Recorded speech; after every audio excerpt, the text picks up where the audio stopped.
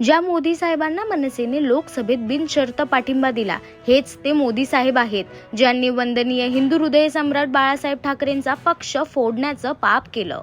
आदित्य ठाकरे यांचं दादर येथील सभेत वक्तव्य नेमकं काय म्हणाले पाहूयात. एक अजून पक्ष आहे ज्यांनी देवेंद्र फडणवीसांना पाठिंबा दिला होता, पण आज देवेंद्र फडणवीसच बोलले आमच्यामध्ये यांना स्थान नाहीये.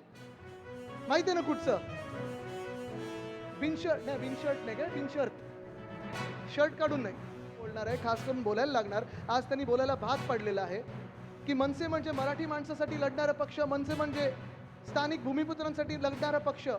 पण दुर्दैवाने अशी परिस्थिती झालेली आहे की आज महाराष्ट्रामध्ये मनसेची ओळख एकच आहे. गुजरातच्या भूमिपुत्रांसाठी लढणारा मनसे अशा पक्षाची ओळख झालेली आहे की ज्या मोदी साहेबांना लोकसभेमध्ये मनसेनी बिनशर्त पाठिंबा दिला होता, हेच ते मोदी साहेब आहेत ज्यांनी वंदनीय हिंदू सम्राट बाळासाहेब ठाकरेंची शिवसेना पक्षाला फोडण्याचा पाप केलेला आहे.